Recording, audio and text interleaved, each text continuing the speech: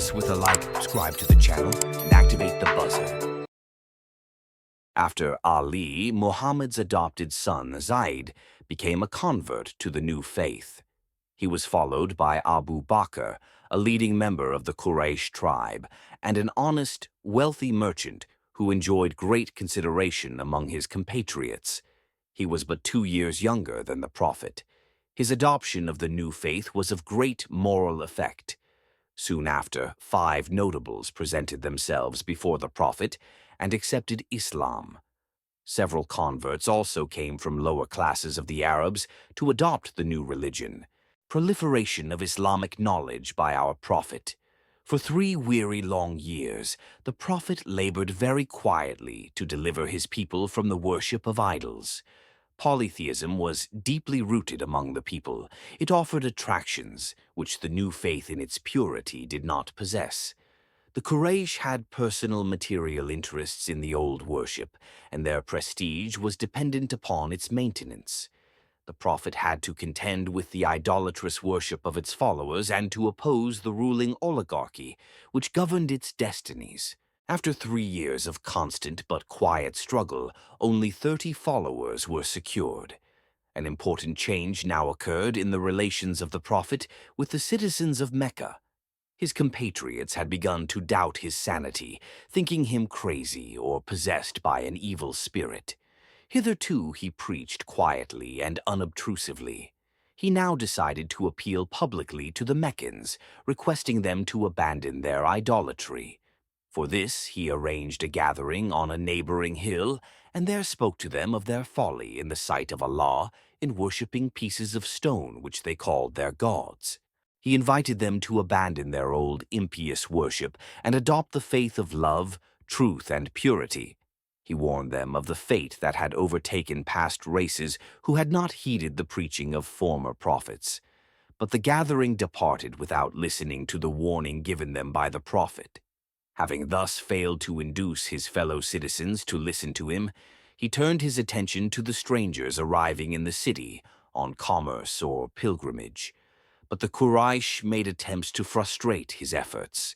They hastened themselves to meet the strangers first on different routes, to warn them against holding any communication with the Prophet, whom they represented as a dangerous magician. When the pilgrims or traders returned to their homes, they carried with them the news of the advent of the bold preacher who was inviting the Arabs loudly at the risk of his own life to abandon the worship of their dear idols. Persecution perpetrated by the Makkan tribe of Quraysh. Now the Prophet and his followers became subject to some persecution and indignity. The hostile Quraysh prevented the Prophet from offering his prayers at the sacred house of the Kaaba. They pursued him wherever he went. They covered him and his disciples with dirt and filth when engaged in their devotions. They scattered thorns in the places which he frequented for devotion and meditation. Amidst all these trials, the Prophet did not waver. He was full of confidence in his mission, even when on several occasions he was put in imminent danger of losing his life. At this time, Hamza, the youngest son of Abdul adopted Islam. Hamza was a man of distinguished bravery, an intrepid warrior, generous and true, whose heroism earned for him the title of the Lion of Allah. He became a devoted adherent of Islam and ever lost his life in the cause. The Prophet continued preaching to the Arabs in a most gentle and reasonable manner. He called the people, so accustomed to iniquity and wrongdoings, to abandon their abominations. In burning words which excited the hearts of his hearers, he warned them of the punishment which Allah had inflicted upon the ancient tribes of Ad and Thamud, who had obstinately disobeyed the teachings of Allah's messengers to them. He adjured them by the wonderful sights of nature, by the noonday brightness, by the night when it spreads its veil, by the day when it appears in glory, to listen to his warning before a similar destruction befell them.